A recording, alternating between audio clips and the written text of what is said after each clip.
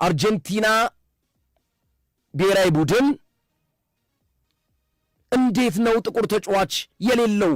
ኢኳዶር አላት፣ ኮሎምቢያ አላት፣ ብራዚል አላት።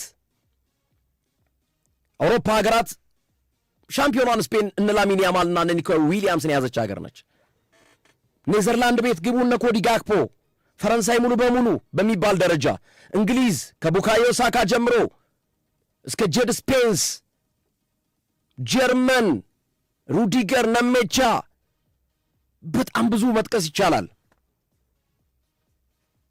አርጀንቲና አድማጮቻችን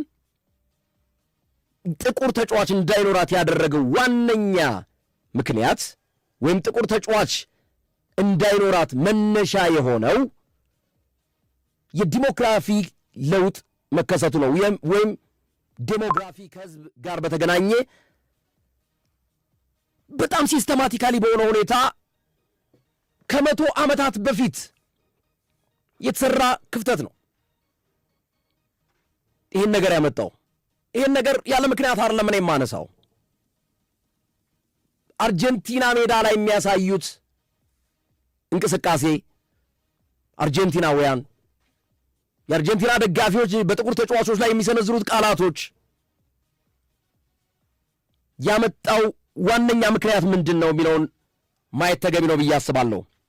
ከመቶ ዓመታት በፊት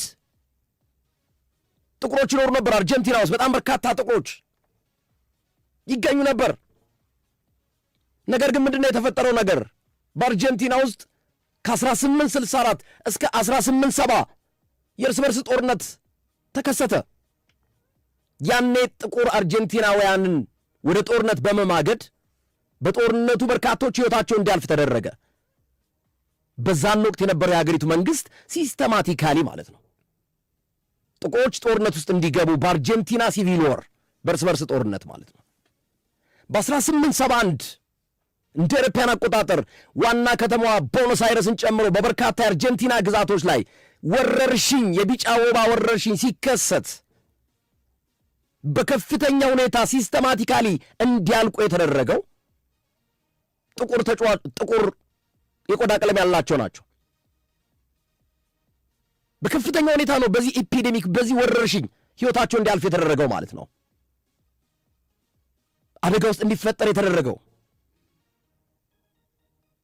ቀጥሎ ከዛ የተረፉት ጥቁር የቆዳ ቀለም ያላቸው አርጀንቲና ውስጥ የሚኖሩ አፍሮ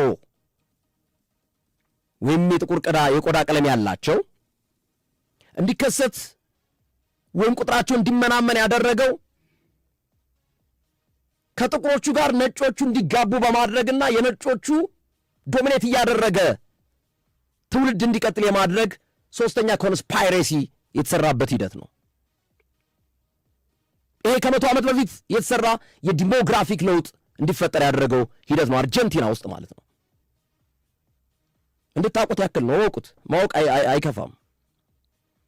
አራተኛ ደረጃ ላይ ምን አደረጉ? የተረፉትን አሁንም ጥቁሮቹን ደግሞ ከአውሮፓ እንዲሰደዱና እንድትቀበላቸው ከአውሮፓ በተለይ ከጣሊያንና ከስፔን አርጀንቲናውያን ሆነው እንዲመጡላት። ስለዚህ ከአውሮፓ መጉረፍ ጀመሩ ስደተኞች፣ አርጀንቲና ውስጥ መግባት ጀመሩ።